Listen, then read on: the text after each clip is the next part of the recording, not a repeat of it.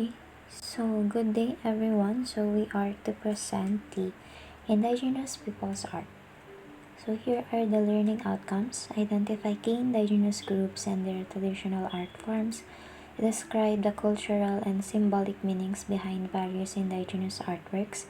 And to analyze how indigenous art reflects the community's history, beliefs, and way of life. So an indigenous community is a group of people who are the original inhabitants of a particular region or country. May sarili silang cultures, languages, traditions, and ways of life na naipapasa-pasa through generations. So these communities have a strong connection to their ancestral lands and maintain their own social, spiritual, and governance system. So, Indigenous communities and its people are very important because they preserve traditional knowledge, languages, and cultural practices that enriches the society, protect the environment through sustainable living and deep connection to their ancestral lands, and offer wisdom in social and in spiritual life. Nagko-contribute din sila through arts, crafts, and cultural products which provide both identity and economic livelihood, making them both vital to cultural heritage and the well-being of the broader community. Okay, so marami po tayong indigenous people, community sa mundo, and these are just some of them. We have the Maasai, the Quechua, the Aboriginal Australians, and the Samoan. Indigenous people in the world is the Maasai. They are one of the most well-known indigenous groups in East Africa, and they mainly live in southern Kenya and northern Tanzania. They speak the language Maa, which is related to Nilotic languages. So they are pastoralists, which means cattle are very important to them, or iso iti central iti panagbiagda kasi isot pagalalaan dati milk, blood, meat, and the dung or fuel, which are one of their basic needs. And cattle, hindi lang po sila livestock sa pamumuhay nila, but they are also a measure of wealth and social status, which means no ad-ado ti cattle da mas nabakbak nang da or mas nangat-ngat ti social status da. And they also have this oral tradition as one of their form of art nga preserve the history, myths, and cultural identity da. And up to this day, they are also famous for their colorful clothing, beadwork, and unique customs. So in terms of art, storytelling is one of the most important thing to them. Hanlang nga pang entertainment kanya detoy, but it is their method of education, historical record keeping, and cultural transmission. So basically it's a sacred duty for them. Can mostly ti mangubobra ti storytelling ket what we call the laigwanani. So they are the elders who keeps those stories and responsible for accurately recounting and passing them to the next generation. So the Gijay stories that is mostly revolve around themes of bravery, lineage, and the importance of cattle. It also include the legend of Narok, or DJ mythical figure who is considered as the founder of Maasi people, the founder da. And also the tales of Altari, or the creator god and his interaction with humanity. Also, DJ's storytelling daket it includes their ancestors, the DJ ubrada idi. The thing that Maasai people are famous of is their beadwork, and for them, beadwork is much more than an artistic expression. It is a living and breathing tradition that captures the essence of their identity, spirituality, and communal values. And each bead tells a story, and every color carries generation or meaning. So before the arrival of the Europeans, Agus usar dati natural materials for their beadworks. It includes bone, wood, seeds, shells, and clay. But as time goes by, syempre na-introduce kanya dating glass beaden through European merchants in the late 19th century. For the colors of the beads, it reflects their values, beliefs, and aspect of the natural and social world. For red, for the red color, it represents bravery, strength, and unity. It also symbolizes the blood of cattle, which is a sacred and vital to Maasai life. And as prominent color of the traditional Maasai shuka or the traditional blanket, it is also a color associated with Maasai ethnicity, and it is the color with which the Maasai hold the deepest connection. For blue, it signifies energy and the sky, which provides life-giving rain for cattle, crops, and people. And water is often scarce, so blue represents vitality and survival. And for green, it symbolizes naket, health, and land, reflecting the Maasai's deep connection to the earth and nature. When then can ti pamatida ket no na healthy ti land, na healthy ti cattle, it also means that the Maasai community are also healthy. And for yellow, it represents fertility and growth, often linked to the sun, which nurtures life. For white, it is associated with peace, purity, and health. It also represents cow's milk, which is very important or significant part kanyada, significant culture da, and the staple of Maasai sustenance. Kenti pamatinamet, an abundance of milk goes hand in hand with Maasai health. For black, it stands for the people and the struggles they must endure. It speaks to the pride and identity and is often worn by married men and women to mark their marital status. For orange, it symbolizes hospitality, warmth, and friendship, which are the essential values in Maasai culture. So this is the one of the example of the beadwork, of their beadwork. It is the enkarewa, or it is the wedding necklace. It is the most striking symbols and is made with colors signifying fertility, family, and harmony. And after marriage, a woman's beadwork will also denote her new status within her husband's family. Next is the Quechua people. So they live high in the Andes Mountains, stretching across Peru, Bolivia, Ecuador, Colombia, Argentina, and Chile. And they are the largest indigenous group in South America and the descendants of one of history's most, or in terms of art, they are very much involved in weaving or textiles. Their textiles are a vibrant tapestry of history, culture, and artistry that have been passed down through generations, and these are rooted in the Andean highlands, which embody the very essence of Quechua identity and heritage. And the panagaramid dati textiles, they use the traditional backstrap looms, wherein the J looms is anchored to a stationary object, and the weaver will sit on the ground and use their body to create tensions in the threads. And in DJ Panagkulayda, they use natural dyes from local plants, minerals, and insects, which produce colors and reflect the environment nga pagyagananda. One example or examples of these is the cochineal, or the insects producing intense red dye.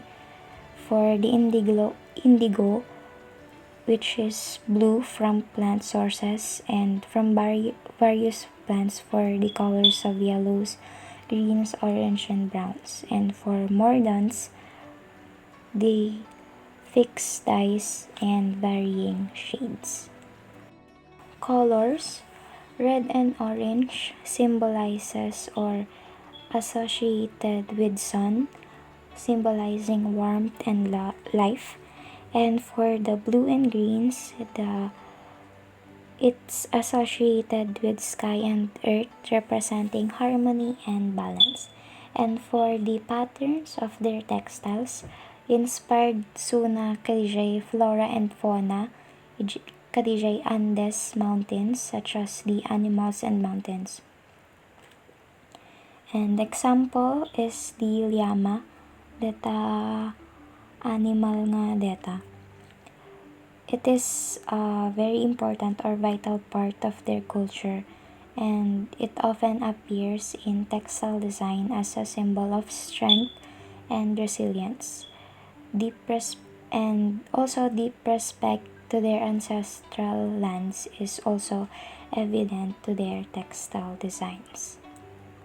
So one example of their textile is the kumbi cloth. It is the finest textile woven by specialists, or what we call the aklas, for elite and ritual use, and they serve as currency and tribute. It is also cloth gifts, cemented political alliances with specific designs which indicates status, ethnicity, and office, and burning textiles was supreme offering to deities. Next indigenous group is the Samawan. They are the indigenous people of the Samawan Islands, encompassing Samoa, which is an independent nation, and the American Samoa, or a U.S. territory. So they are known for their strong communal ties, rich cultural traditions, and seafaring heritage. Samoans are also part of the larger Polynesian family that has shaped the cultural and historical fabric of the Pacific. One of the arts of the Samoan is the shapo, or the tapa cloth. So this is a traditional art form that has been practiced by the Samoan people for centuries. Tapa cloth is made from inner bark of the mulberry tree, tapos maisok iso na mabit, then decorated with intricate designs using natural dyes. Tapos DJ finished product na, it is often used for clothing, ceremonial purposes, or as decorative wall hangings. The DJ pangkulay da or dyes is the Owa, Lama, Lowa, Ago, and Sowawa. Ni Owa, isu DJ brown dye, tapos isu tikas lang pan naka-base na. So it is extracted ka DJ blood tree, tapos DJ bark of tree ket ma-scrape, then ma-collect, tapos ma-squeeze DJ iso nga ma-produce ni Owa. Tapos habang nga bumaybayag ni Owa or DJ brown dye ket ag dark, and then it will start as a pale tan and matures into rich dark brown. And then for the Lama, black dye is una and comes from the kernel of the candle nut. Ni candle nut ket puuranda, and the suit is collected and it is mixed with the Owa or DJ brown dye to make Lama. Then the Lowa, which is the red dye, comes from the lipstick tree. When no ag bloom deti nga tree, ag produce na iti pods filled with seeds. The DJ seeds nga DJ ket ma-mixed with the Owa or the brown dye and the Lowa or the ma-mix is una iti Owa or DJ brown dye santo ma-extract or ma-produce no ni Lowan or ni red dye. And then Ago is the yellow dye. It is extracted from roots of the turmeric. So, ma-scrape no ka dijay skin ti turmeric. Then, after that, dijay root na ket i-grate da. Tapnon ag-produce iti or ma-extract dijay juices from the turmeric. Then next is the sawawa or the purple dye, which comes from the sap of a banana tree. The trunk of a mature tree is cut at the bottom and the sap trickles out. So, dati nga dye ket han nga unay maus-usarin iso nga kaslang na phase out or handaan mo no apay nga na phase out. First is ni Shapo Maman, which is made entirely by freehand painting. Dijay designs na ket ma-i-drawing directly ka dijay tapak lot using a brush or natural tools. So, handa agusarti stencils or rubbing techniques. Compared kani Shapo LA nga agusarti rubbing or stenciling technique. Latag da dijay tapak lot ka dijay carved wooden or dijay adda pattern na nga boarden. Tapos dijay pattern no kaket ag-appear parang no kay dijay cloth no ma-i-rub iti dyes or dijay colors. So next art of the Samawa people is the tatawu or tattoos. So it begins when Europeans arrived in Samawa in 1787 and noticed that the men's thighs tattoos were so detailed that they looked like clothing. So having or receiving a tattoo is a significant event that marks the transition into adulthood. This process is not just about getting a tattoo, but it symbolizes the individual's readiness to take on adult responsibilities.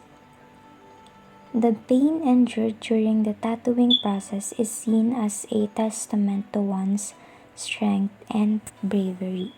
Para kanya daket spiritual journey ka detoy kasi DJ process na it often includes rituals and prayers which kaslang manifest the protection and blessings from their ancestors. So these rituals help them to connect with their heritage and the spiritual world. Tufuga is the tattoo artist or the one that maps out the design on the skin, and the tools nga usaren dan ket deta otonga or a set of finely carved bone art or tusk tools used to tap ink into the skin. And then next is the wooden or bone mallet used to strike the otonga, and also a pigment made from soot collected from burning nuts mixed with sugar water to create a paste. So next is the Aboriginal Australians. They are the indigenous people of Australia and one of the oldest continuous cultures in the world, with a rich history of connection to land, art, and spirituality. So they live as hunter-gatherers, and they are deeply connected to the land with social structures, ceremonies, and art like rock art and bark painting, which reflect their Dreamtime beliefs.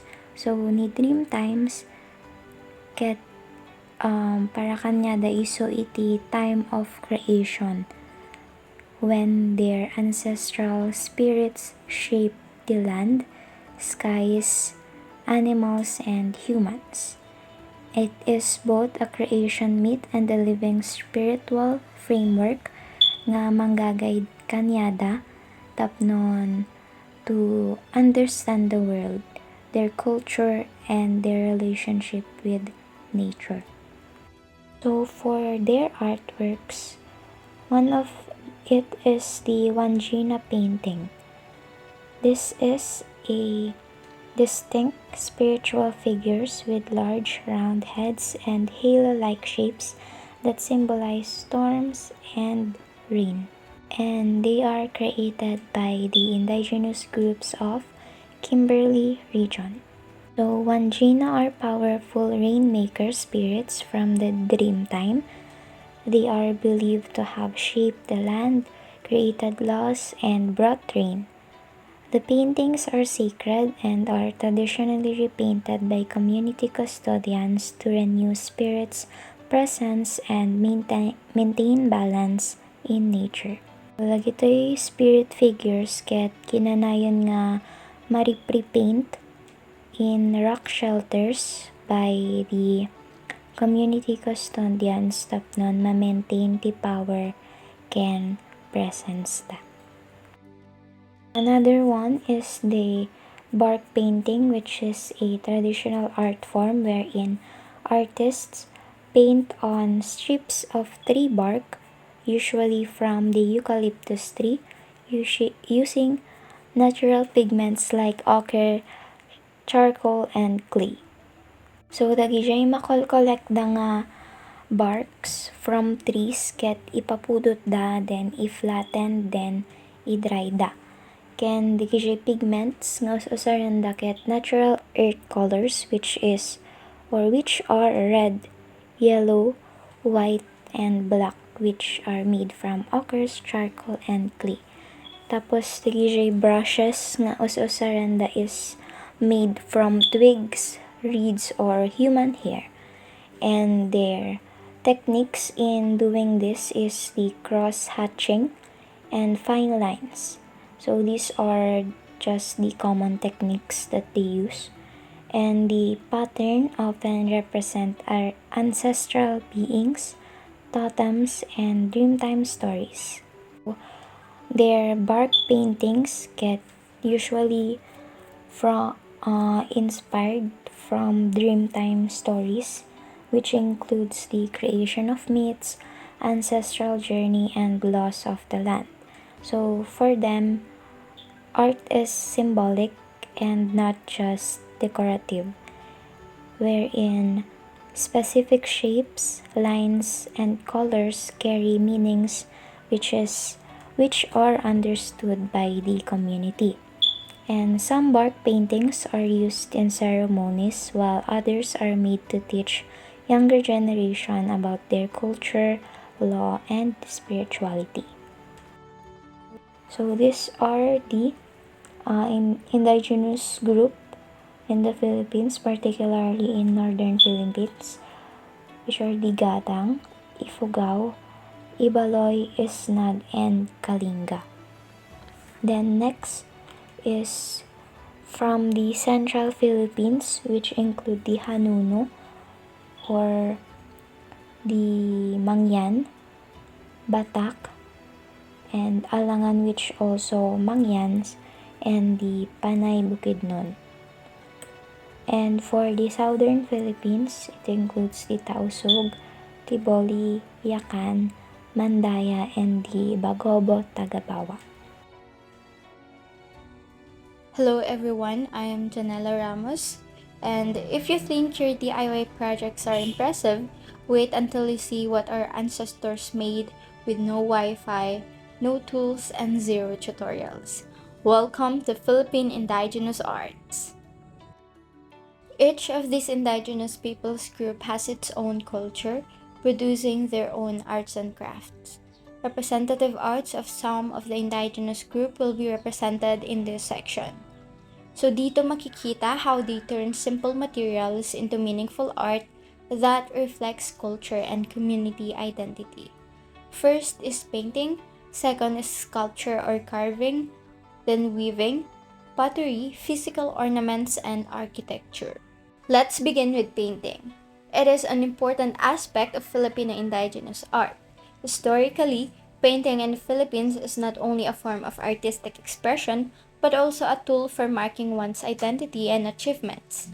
One of the notable practices is body painting. The Philippines, before it was named in honor of King Philip of Spain, was known to travelers as La Isla de los Pintados, which means the island of the painted ones. So bakit nga ba ganoon ang tawag nila?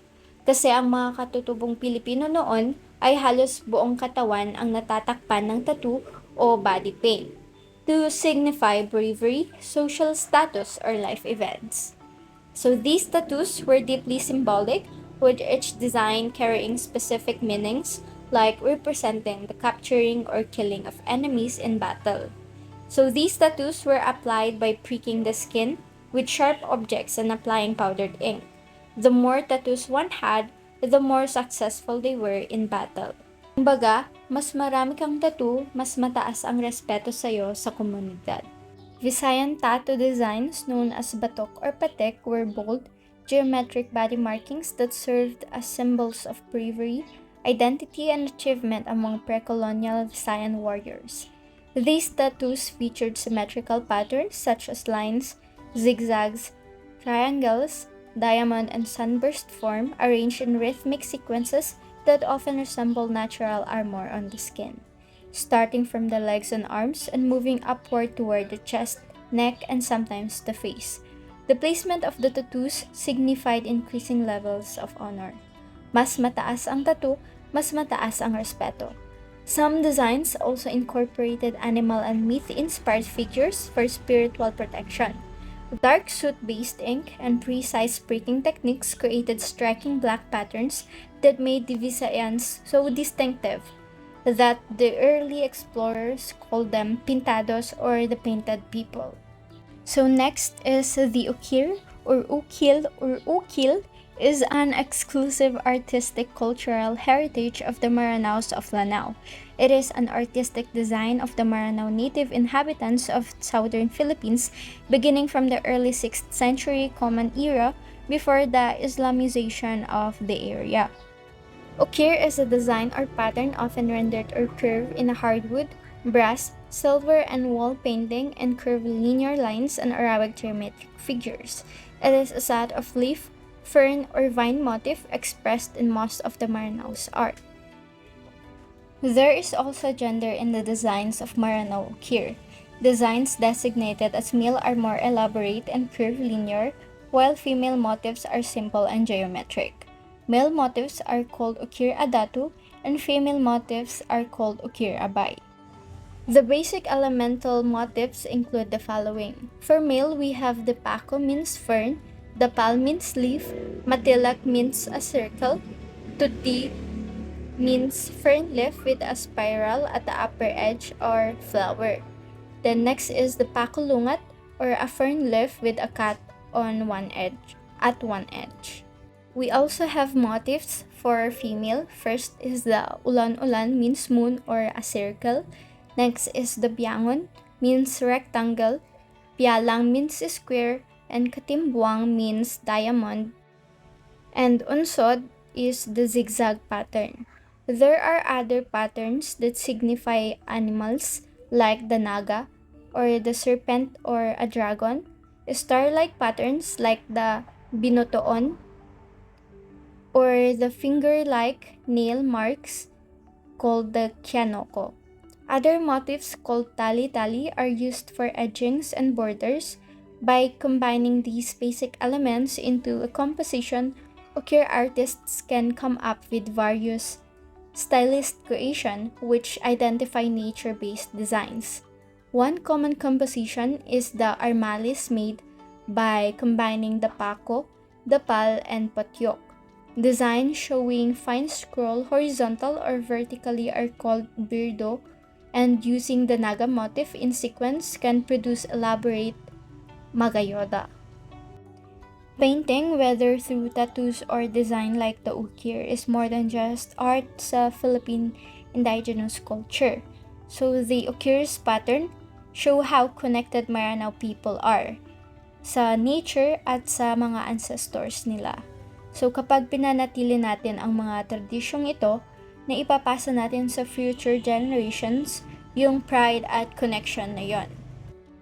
Next, we will explore sculpture or carving, which hold deep cultural importance, especially in the northern parts of the Philippines, The Cordilleras is home of some of the most intricate wood carvings and sculptures, and each piece carries a rich history and symbolic meaning. Bulul are very important in Ifugao society where rice is the staple crop, and they are frequently placed in rice fields and granaries as guardians. So karaniwan itong nilalagay sa rice granaries bilang guardian spirit upang tiyakin ang masaganang ani at protection laban sa masamang spirito o sakuna. Usually, nakaupo ang bulol na nakapatong ang kamay sa tuhod that symbolizes balance, stability, at katahimikan sa ani. Ang postura rin ay nagpapakita ng focus at alertness na mahalaga para sa pagprotekta sa mga pananim. The bulul figures are also seen as a form of ancestor worship as they represent the guardians and spirit of those who have passed on. Next is Hagabi, which represents the strength, permanence, and status of the owner. So Hagabi is a prestigious wooden bench created by the Ifugao people. It's typically carved from a single piece of hardwood and is considered a symbol of wealth and high status. The Hagabi is often used during important community events or as a seat for dignitaries in the community. So the ends of the Hagabi are usually carved into the shape of animal heads like pigs or boars, which are significant in Ifugao society for their symbolic representation of power and strength. To start, we have the Sarimanok, a legendary bird that stands as one of the most recognized cultural symbols of the Maranao people from Lanao del Sur. The Sarimanok is more than just a decorative figure. It represents good fortune, prosperity, protection, and spiritual connection. Its vibrant appearance with bright colors, curled feathers, and detailed ochre patterns reflects the Maranao's highly artistic culture. The fish it carries in its beak symbolizes blessings and continuous sustenance, which is why the Sarimanok is often associated with abundance. So you'll find the Sarimanok in various Maranao artworks, including carvings, textiles, sculptures, jewelry, royal insignia, and ceremonial items. Its presence in many art forms shows how much the Maranao people value this symbol. It represents not just visual beauty but identity, heritage, and pride. The consistency of the Sarimanok motif also highlights their strong and well-preserved artistic traditions. For the next slide, here we see the Sarimanok in its sculptural form. The typical design features a bird with detailed wings, an elegant tail, and a head decorated with swirling and leaf-like motifs influenced by ochre patterns. The bird usually stands on a fish while another fish hangs from its beak. This traditional composition doesn't only show artistic skill, it also symbolizes the idea of receiving and sharing blessings. The way it balances the fish emphasizes the Maranao belief in abundance, harmony, and community support. So, fun fact, according to Maranao mythology, the Sarimanok comes from a mythical bird that serves as a bridge between the human world and the spirit realm.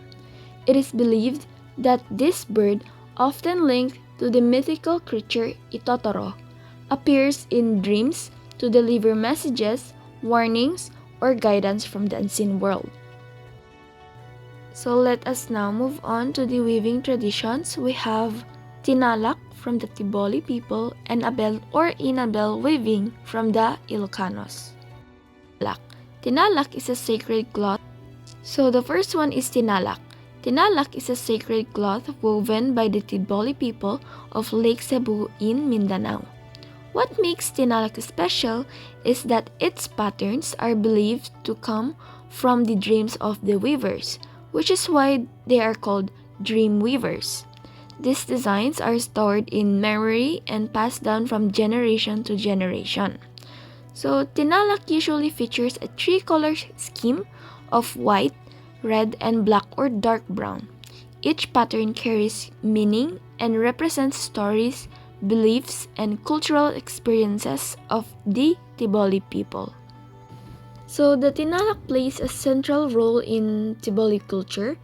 It is used in rituals, ceremonies, and important celebrations. It also serves as an offering to spirits during traditional practices. In some Tiboli communities, tinalak is used for barter, meaning families can exchange it for food or goods. The weaving process takes patience, skill, and a spiritual focus, making each finished cloth valuable not only artistically but also culturally and spiritually. From Mindanao, we move to northern Luzon where abel, also called inabel, is woven by talented Ilocano weavers. Abel is known for its durability, softness, which makes it ideal for everyday use. It is created using hand-spun cotton fibers and traditional pedal looms that have been passed down from one generation to the next. This weaving tradition reflects the Ilocano values of hard work, patience, and precision. So, abel textiles come in various forms such as blankets, towels, clothing, table runners, and decorative fabrics. They often feature geometric designs, stripes, and cultural motifs. The colors used include earthy shades, deep blues, reds, and dyes from natural sources. Because of its strength and beauty, abel continues to be appreciated not only in local households but also in modern fashion and interior design. It remains a key cultural product of the Ilocano community. Alright, good day everyone. So today I'm gonna present some of the traditional pottery, ornaments, and architecture structures found in the Philippines. These are not just ordinary objects. They really show the creativity, beliefs, and craftsmanship of our early Filipino communities. Are you ready? Vamonos! By the way, I'm Georgia Victoria Unica D. Buted, your presenter at this point. Saan yung Tupperware ko? Ano? Nawala ko po, sorry. Pwede bang tong burnay na lang? Naku, tong batang to! That's right! The burnay jar is considered as the ancient Tupperware. These are clay jars made by the Ilocanos in the northern Philippines, mainly in vegan. People use them to store rice, fermented wine called basi, vinegar, and even fish. Some are plains and some have patterns, and the amazing thing about these jars are that they are super durable. And fun fact, burner jars are like relationships. It can last long if it's properly taken care. Ay, rate ko hugot mo nak. Buong na nga. Nay pa. Burnay.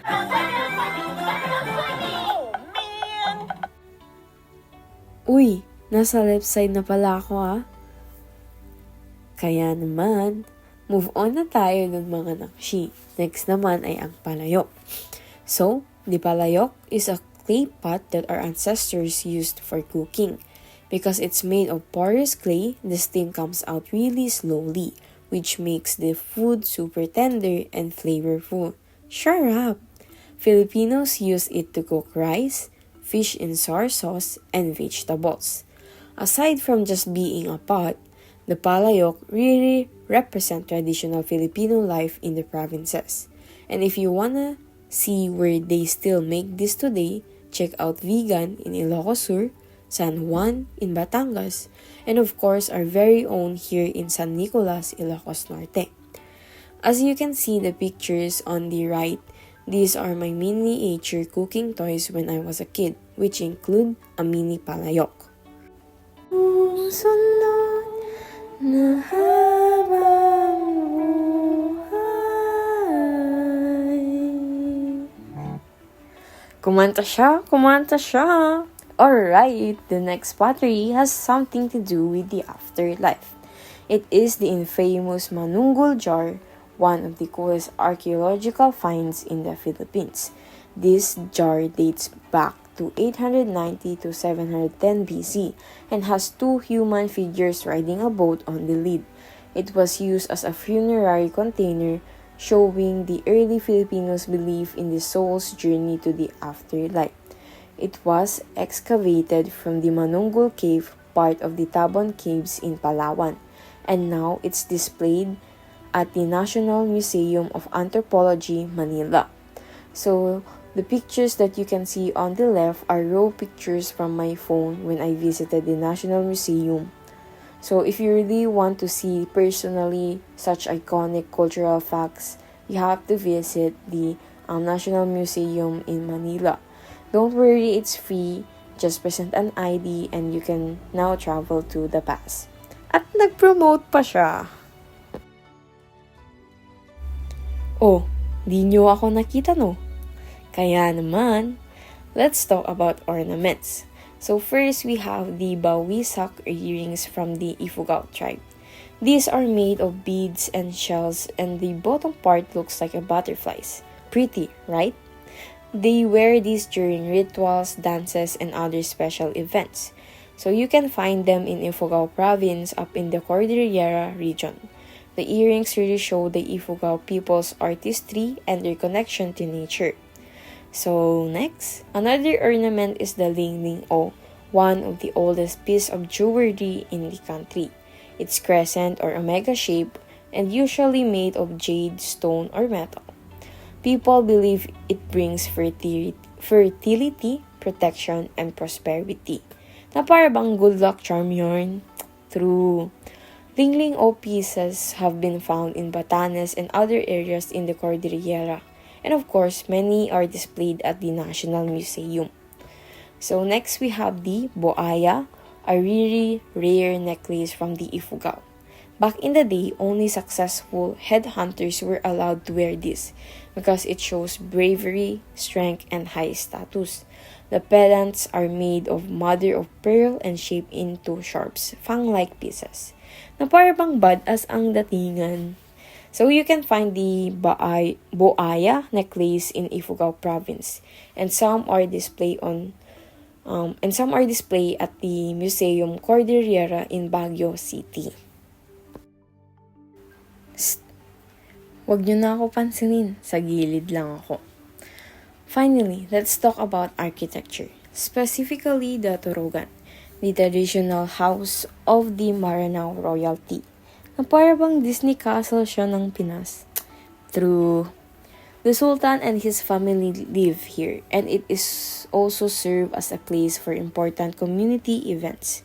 The house is elevated on huge hardwood posts set on stones, so it can actually sway a bit during earthquakes without falling. Amazing engineering, right? It is decorated with intricate ochre carvings, especially on the panulong, which are the wing-like beams that show prestige. You can still find torogans in Marawi City, Ganasi, and other towns in Lanao del Sur. Famous example include the Dayawan Torogan and Kawayan Torogan.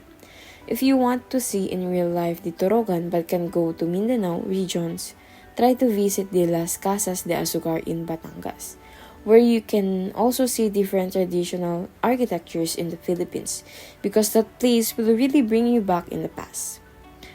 And that's a wrap on Filipino pottery, ornaments, and architectures. So these objects are not just beautiful. They tell stories about history, art traditions, and the creativity of early Filipinos. And I thank you.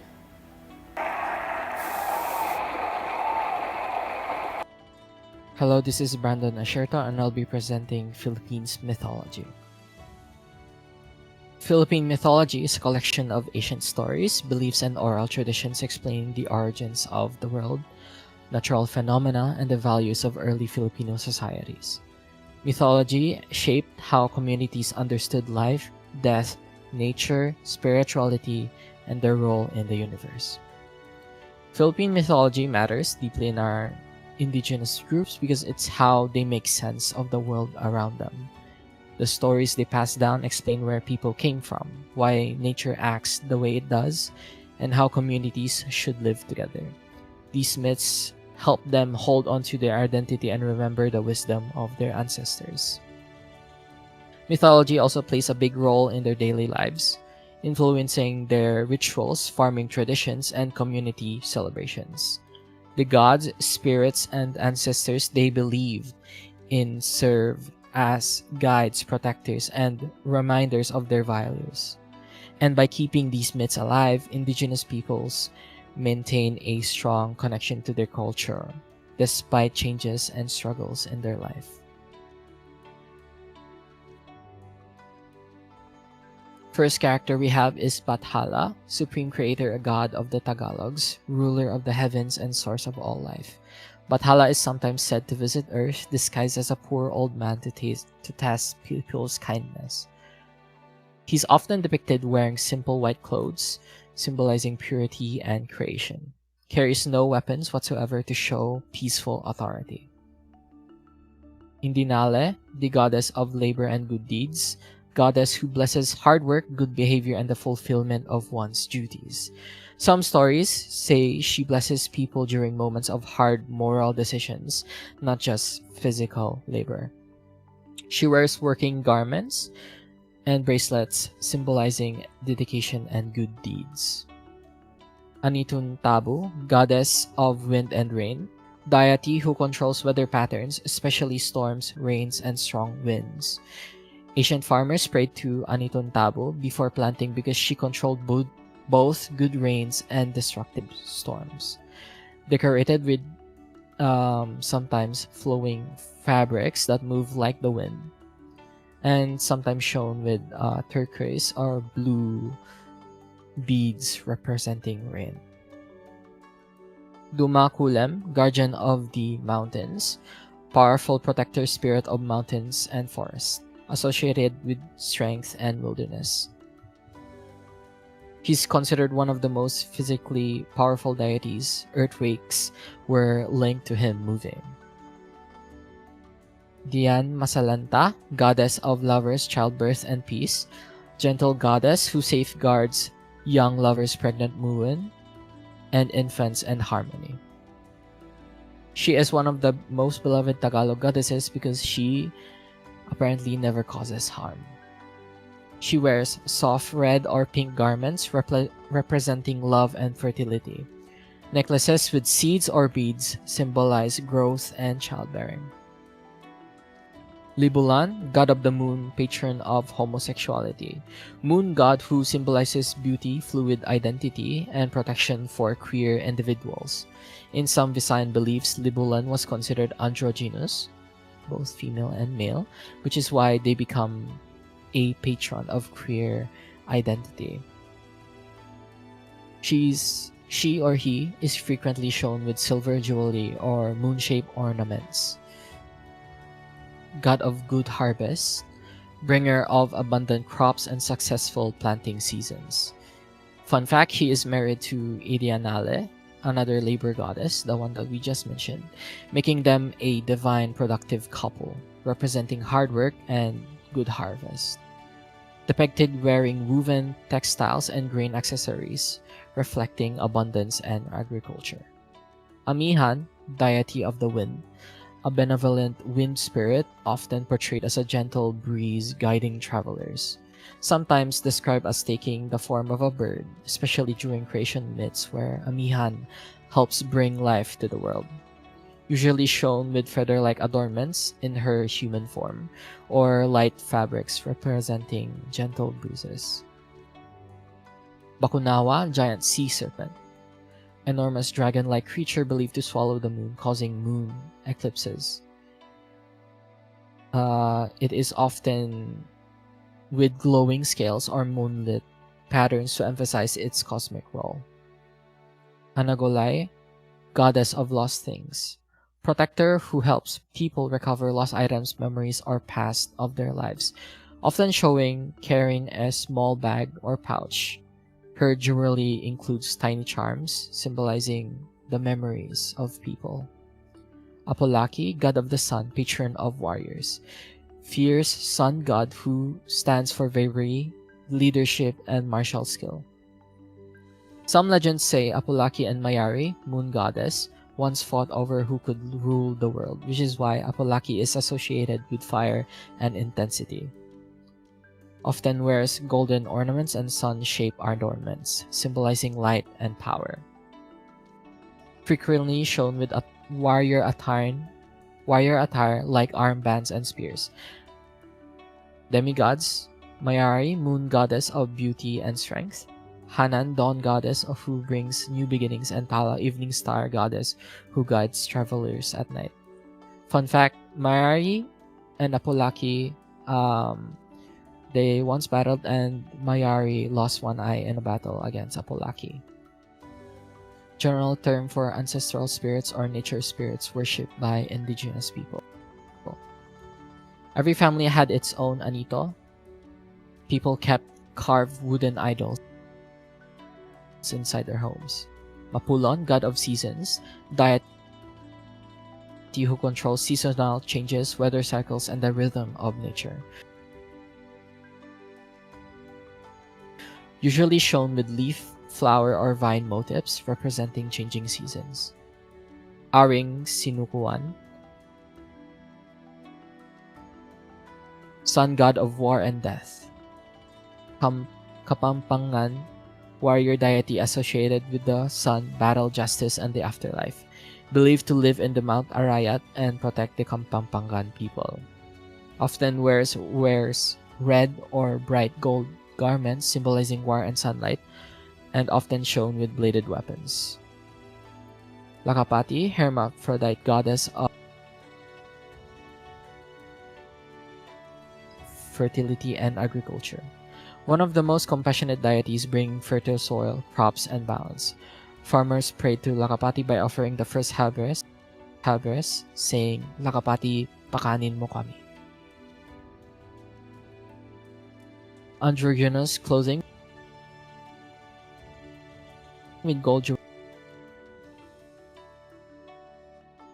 jewelry symbolizing balance and life, sometimes carries bundles of crops. Sitan, god of the lower world. Ruler of the underworld who oversees spirits of the dead and punishes wrongdoers. He has 4 agents or lesser demons who punish wrongdoers. He often wears dark, shadow-like clothing, most often shown with bone necklaces representing death. And so, with the many characters that I've shown, why is it related to indigenous groups or indigenous people? Well, in the Philippines, they still wear garments that reflect the same symbols, colors, and meanings found in ancient myths like these characters. Patterns like the sun, the moon, stars, and natural elements appear frequently in woven textiles, beadworks, and tattoos because they represent the gods, spirits, and natural forces their ancestors revered. Even the shapes and colors such as gold for the sun, silver for the moon, red for bravery, and white for purity. They carry meaning tied to mythological stories passed down through generations. Mythology also influences how certain garments are worn during rituals.